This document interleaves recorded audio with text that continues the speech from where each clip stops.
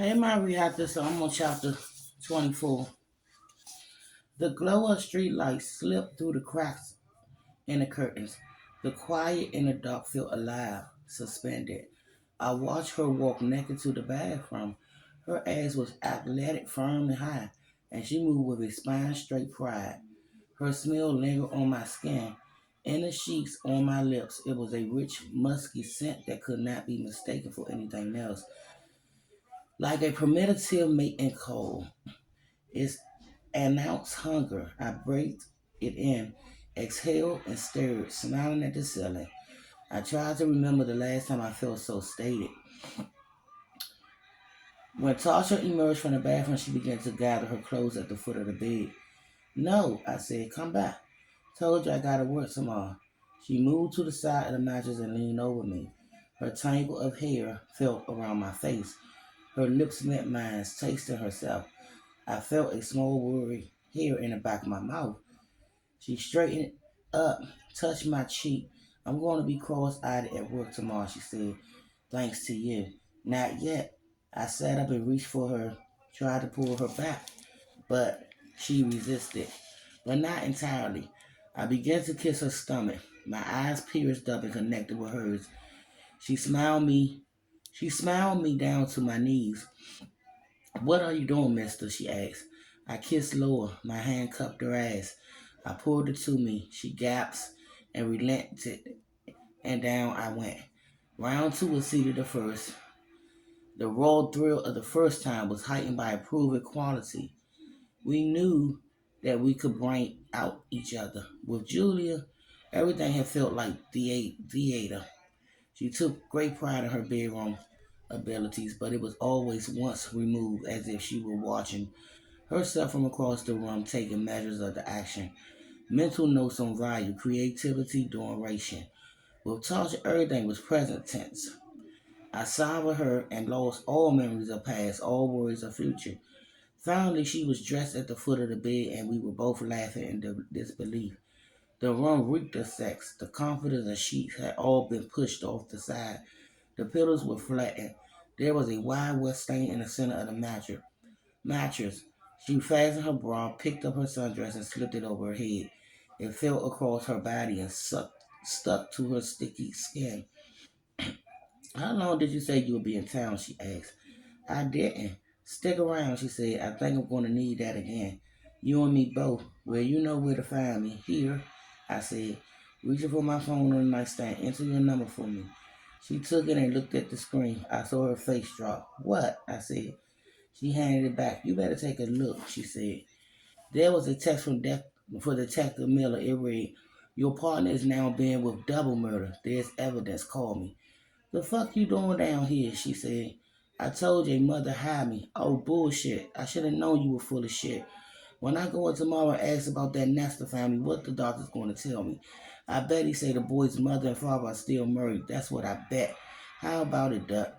I stared up at the ceiling without the sated smile up before. I had no idea what she'll find, I said. Until you called that kid names in the waiting room. I never heard of him before. Maybe his parents are still married. Maybe that wasn't even his father with him. I had no clue. Motherfucker, she said. I sat up. She stood before me with her crossed arms, her feet set wide like a pissed off bouncer. The doors has been shut. The latches pulled tight. I wouldn't be entering again anytime soon. Can I explain? You damn well better. As I tried, I started with Cass, my now incarcerated partner facing a double murder charge. I told her about the death of Victor Wingate and my presence at the scene of Carl Kruger execution. I told her about Oliver and the thin man, the guy I thought I could now identify as Dr. James Crowley. The only thing I neglected to mention was the threat to Stevie Cohen. There was enough layers for her to digest. I didn't need to add that last one and tried to explain my relationship with the kid and his mother. When I finished, she was seated on a chair by the window. Her arms was crossed as she looked out the crack in the curtains. You think Dr. Crowley's behind all this? She said. It seems likely, I said. What about the other guy, this neo-Nazi errand boy, Oliver? He sounds familiar. She shook her head. I remember a man like that, she said. I'm pretty sure he never been to the clinic, at least while I've been there. I'm sorry, I said. I'm really sorry for lying. I don't want to hear it. Tasha stood and peered out the curtains to the pool below. She had any cigarette. You have any cigarettes? I don't, I said. She looked towards the door, bit her lower lip, refused to face me. We had such a good time. It was no more hookup, and we both knew it. Moments earlier, I'd been contemplating how long I would stay down here, or if she had any vacation time coming to her, wondering if I could convince her to visit me in the city. Now I was just scrambling to say something that would make her not hate me. Tasha, I'm sorry, I said. I never expected. You never expected what? She said. To fuck me after you pumped me for information? It's not like that. Yeah, she said. It's exactly like that. I watched her gather her purse on the dresser. Her body was stiff with her back to me. She was a proud woman who didn't allow her heart to be open often.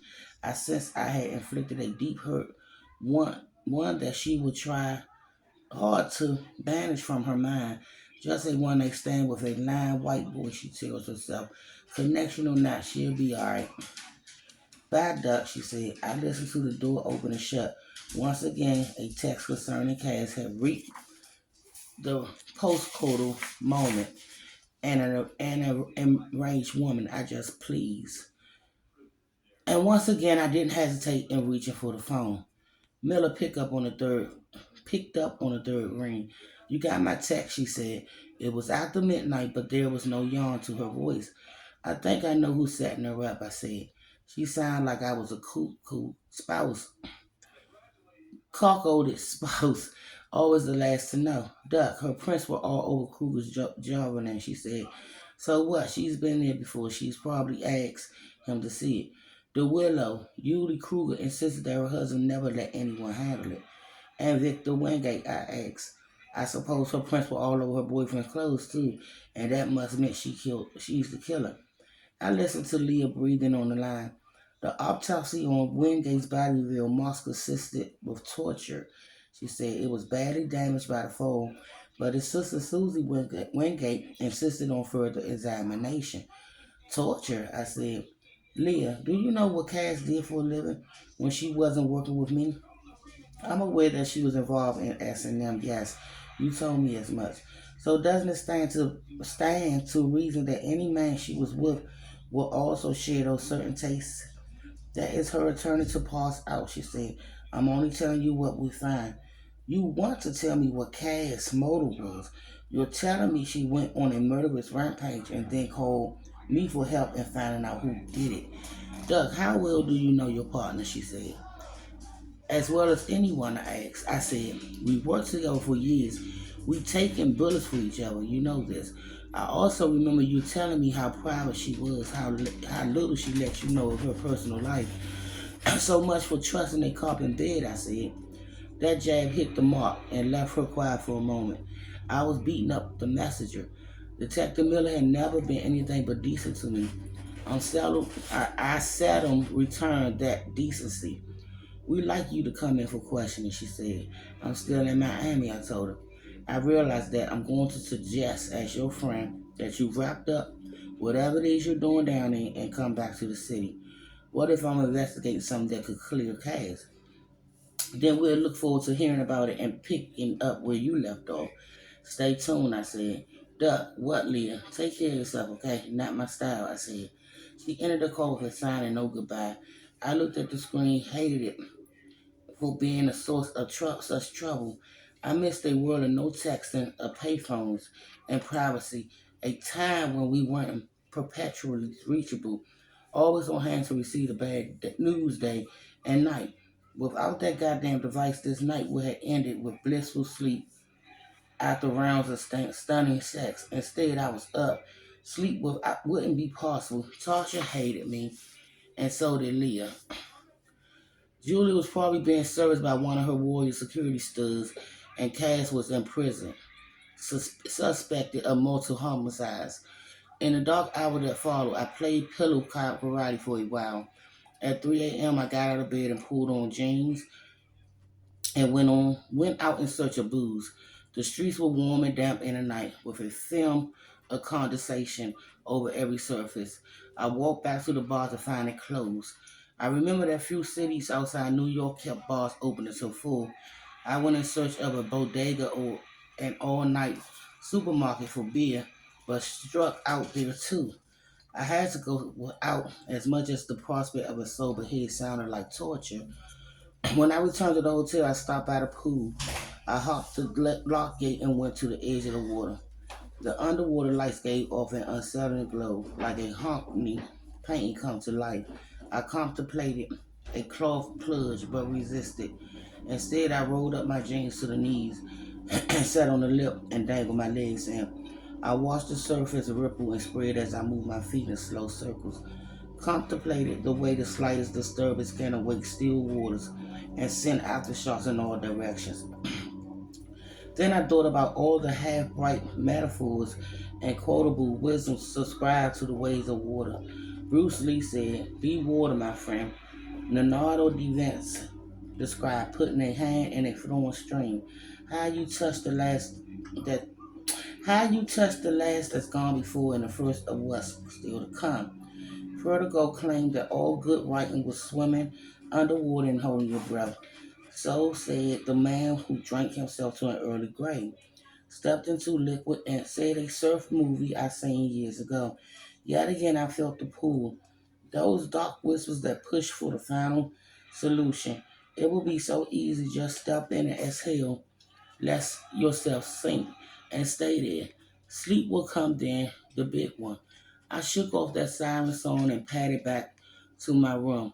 The first light of morning was beginning to creep through the curtains when I finally managed to doze off. And I'll be back with chapter 25, My Reactors.